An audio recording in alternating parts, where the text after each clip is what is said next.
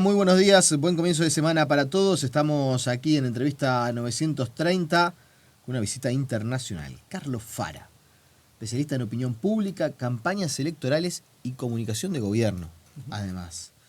¿Cómo le va? Gracias por venir. No, por favor, un placer enorme. Conversábamos un poco fuera de micrófono.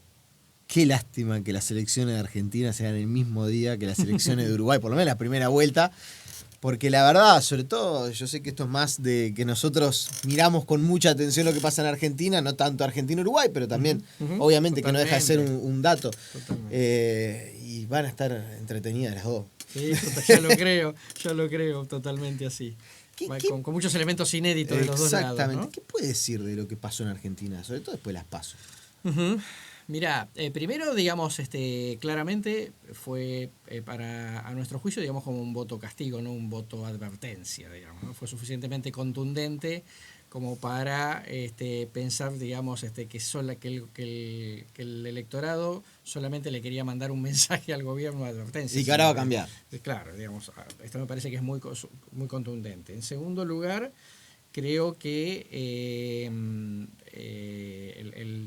esto manifestaba, digamos, el grado de malestar que había, que era, yo te diría, de ratos como un poco difícil de medir, porque el índice de confianza del consumidor de la Universidad de Itela, digamos, que es un poco un estándar, digamos, que toma el mundo económico, venía, los 3 meses previos a la elección, venía creciendo a pasos bastante agigantados, ¿no?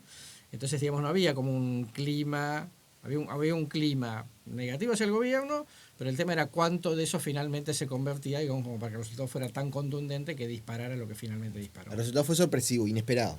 Sí, por el tamaño, claro, exactamente. 17 puntos, digamos, que creo que solamente los muy optimistas del lado del frente de todos esperaban eso. Claro.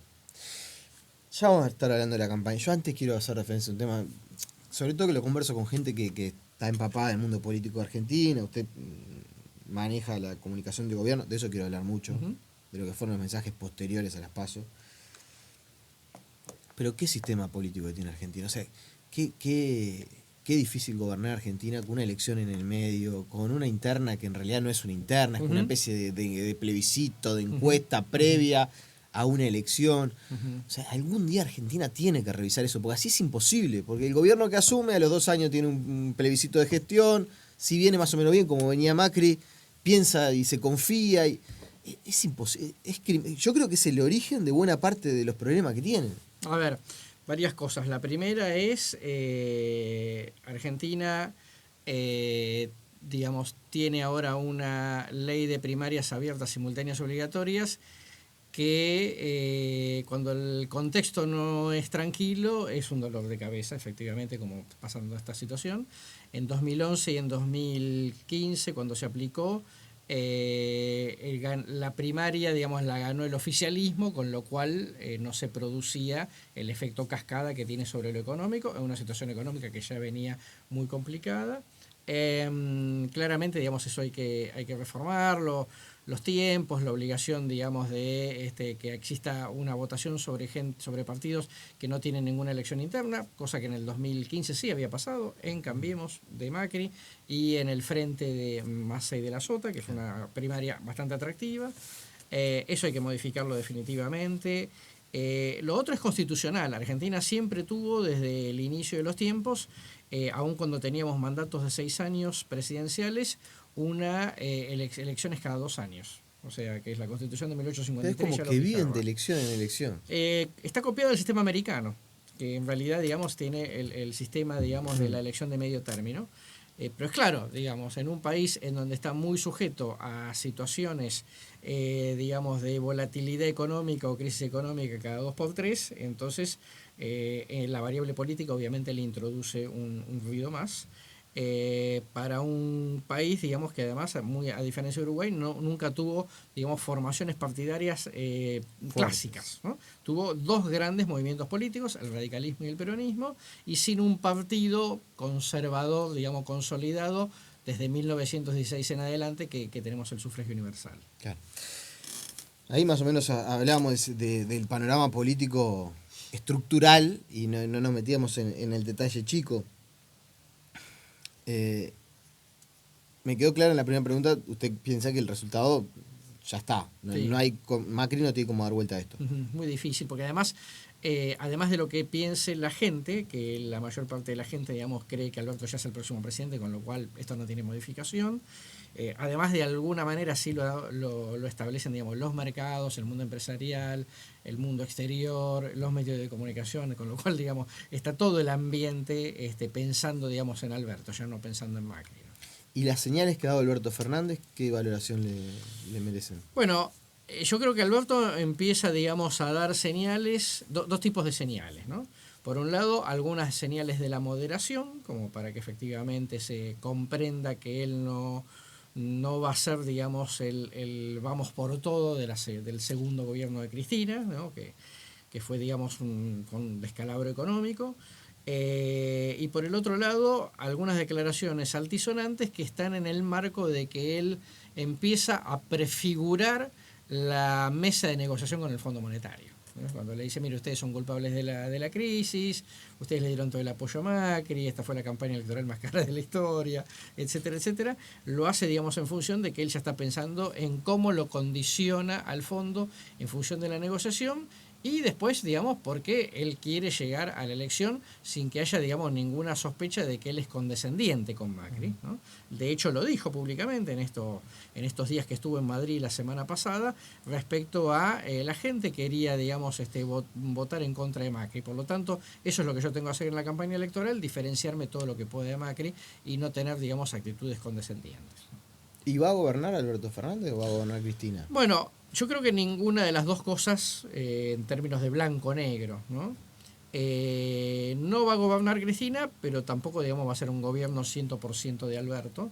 Me parece que lo que vamos a ver es una situación más intermedia, de administración de tensiones, en donde él va a tener una cierta autonomía seguramente para fijar gabinete, y después, digamos, va a tener que ir haciendo todo el tiempo como ejercicio de equilibrio entre el ala moderada y el ala más radicalizada. Acá en Uruguay hay un dicho popular, no sé, la verdad no sé si en Argentina se aplica también, que dice, cuando uno se quema con leche, ve la vaca y llora. Totalmente, sí. Y acá con el kirchnerismo nos quemamos con leche. Uh-huh. Sobre todo por el tema de los puentes cortados, la relación comercial de exportaciones fue muy difícil. El amigo suyo Moreno, una persona famosa internacionalmente, claro. no precisamente por sus buenos comportamientos ni modales. Claro. Y preocupa, la verdad, a mucha gente del sector productivo uruguayo, yo diría del sector político, Frente Amplio u oposición. Le preocupa eventualmente un retorno del kirchnerismo puro y duro. ¿Usted está en condiciones de decir que eso no va a volver a pasar?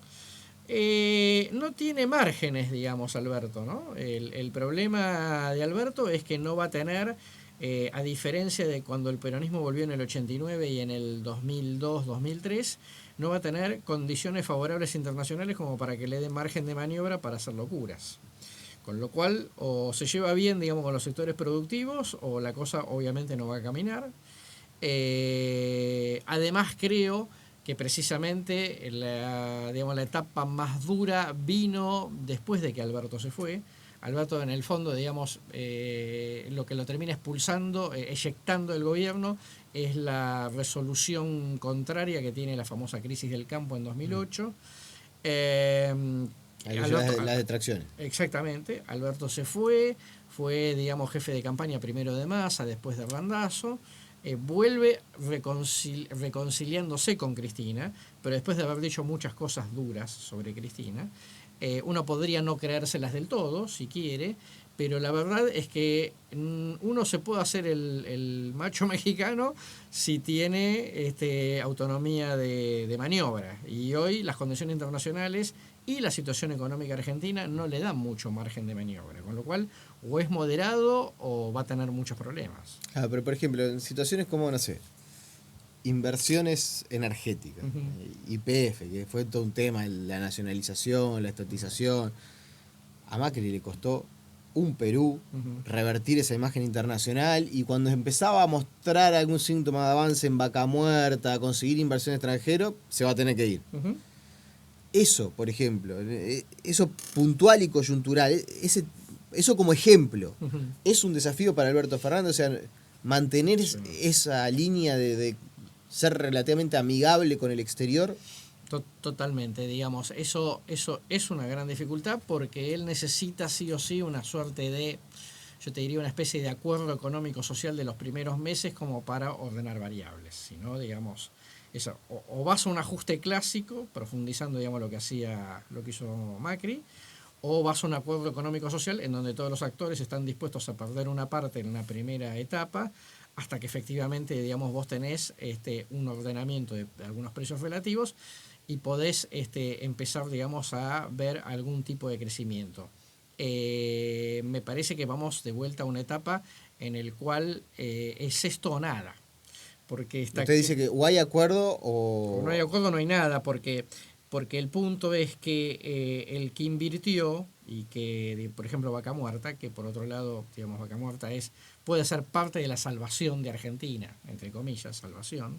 Me parece que son situaciones en las cuales o los actores moderan las demandas en un corto plazo para que él pueda ordenar, o Alberto no tiene margen ni para volver a hacer otro ajuste al estilo Macri, ¿no? Y porque además no tiene quien se lo financie. Entonces... Bueno, podrá ir capaz por lado de los chinos. sí, bueno, pero de todas maneras, digamos... Ahí todo está eso, la guerra geopolítica, claro, bueno, Estados por eso, Unidos-China. no es tan sencillo, digamos, ¿no? Entonces, me parece que todo eso le quita margen de maniobra e insisto, digamos, él necesita una cierta, vamos a decir, paz social en los primeros meses, digamos, como para poder ordenar variables y de manera que también puede ganar tiempo en la renegociación con el Fondo Monetario, que es imprescindible. Políticamente, ¿qué 2 o 3 errores grandes cometió Macri?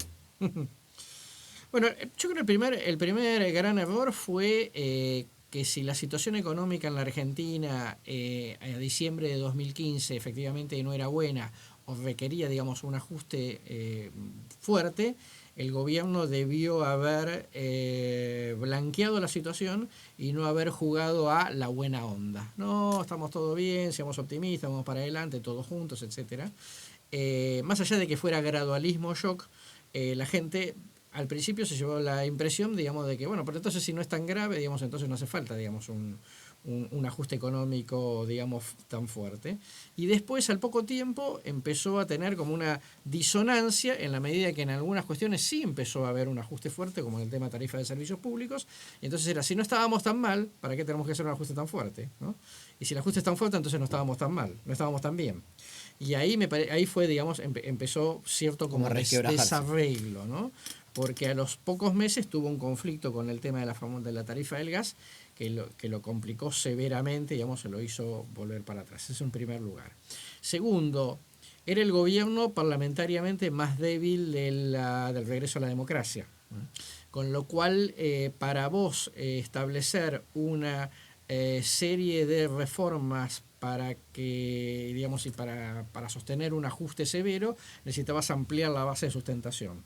Por eso en la política le decía, hagamos un acuerdo estructural con parte del peronismo, no un acuerdo ley por ley, ¿no? O peso por peso con los gobernadores.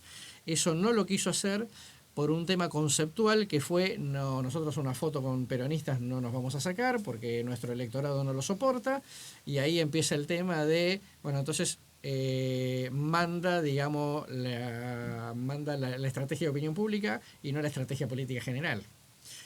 Precisamente, digamos, el líder político está para explicarle a la sociedad, decir, para, esto que no te va a gustar es imprescindible. Lo hago por algo. Exactamente, por supuesto. Digamos, así son los grandes líderes en el mundo. Si no, es simplemente decime el focus y yo hago lo que la gente me dice. Bueno, ahí hay un tema, ¿no?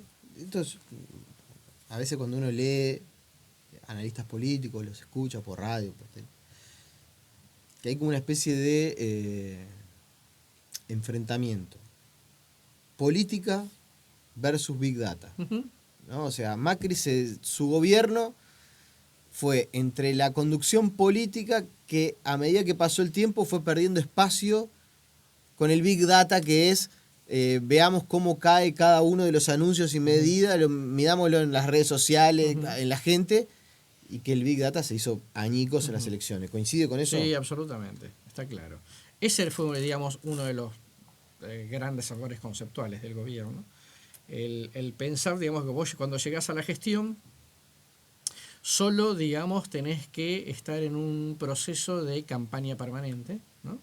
Que esto significa seguir a la opinión pública independientemente, porque al final, digamos, administrar la expectativa con la opinión pública es lo único importante. Y está claro, digamos, que vos necesitas, digamos, bytes y ladrillos, como decimos nosotros, digamos. Vos tenés que tener estrategias de comunicación modernas, etcétera, etcétera, pero tenés que tener una cantidad de elementos de ingeniería política para poder, digamos, sostener alguna de estas cuestiones.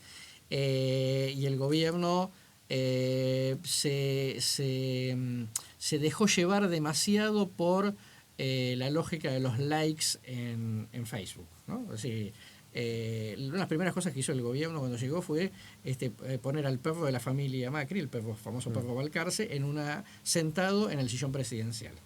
Y tuvo 300.000 tuvo 300.000 likes. Entonces el gobierno, ¿qué dice? ¿No ves que a la gente le gusta el perro? ¿Okay?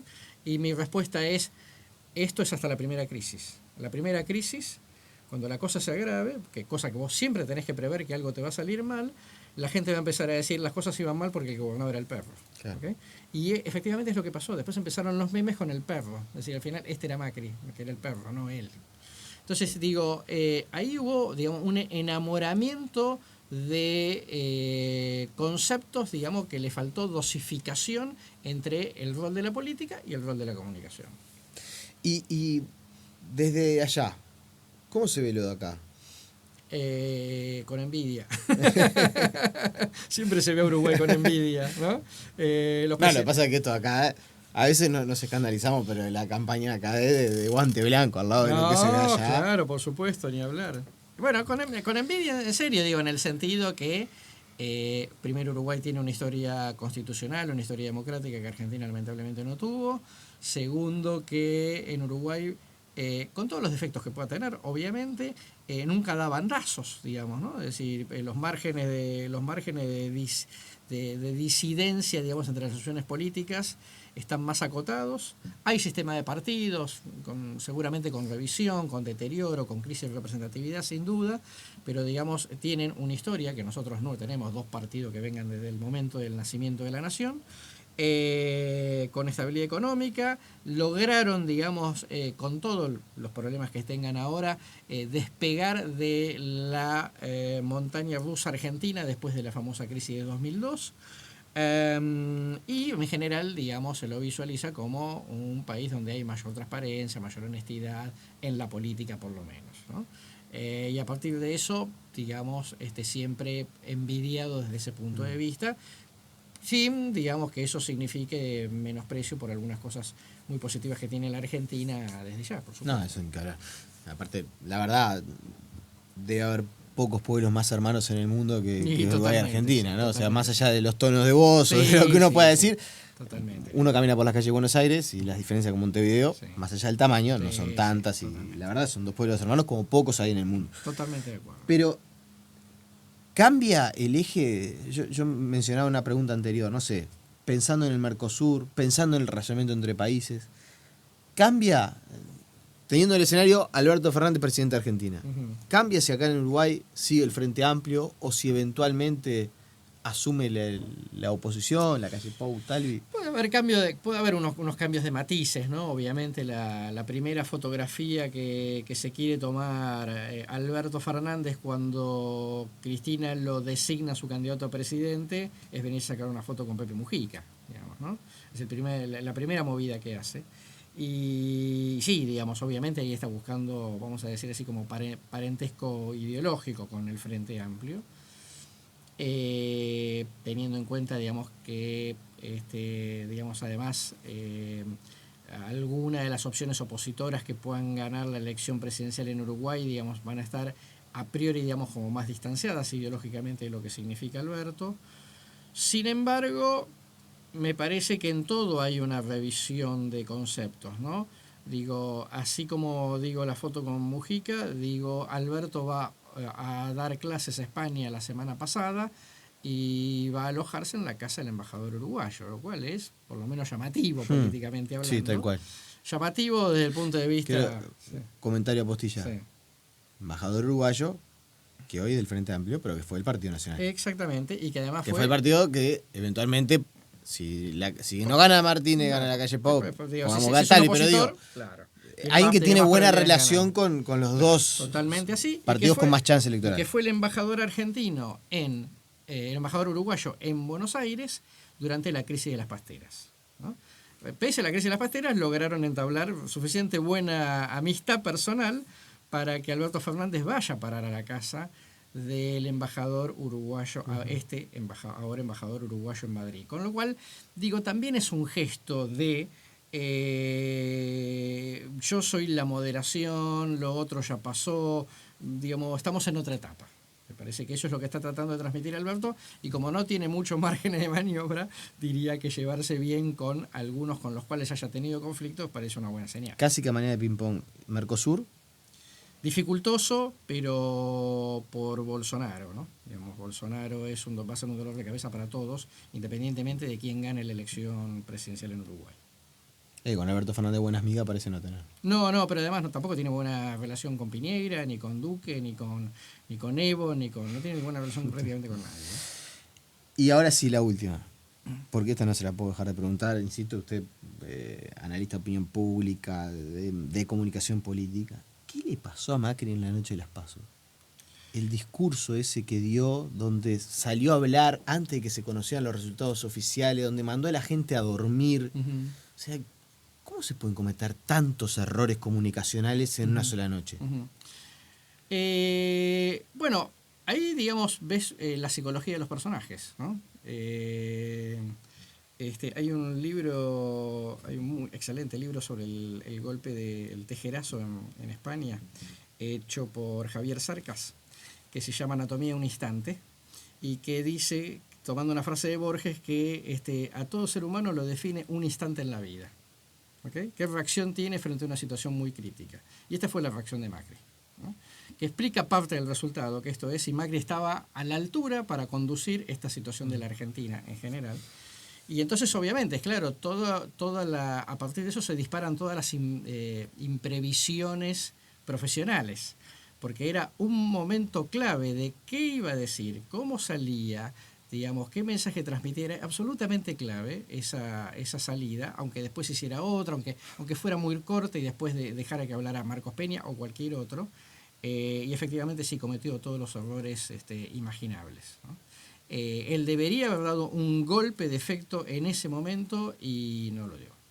Creo que no sabía qué dar, que no sabía qué hacer. Carlos Fara, le agradecemos su presencia y bueno, cuando ande de nuevo por Montevideo lo volveremos a convocar para hablar un ratito de política, lo que está pasando allá y lo que pasa acá. Le agradecemos por su presencia. Con usted nos reencontramos mañana en entrevista 930. Que pasen bien, chau.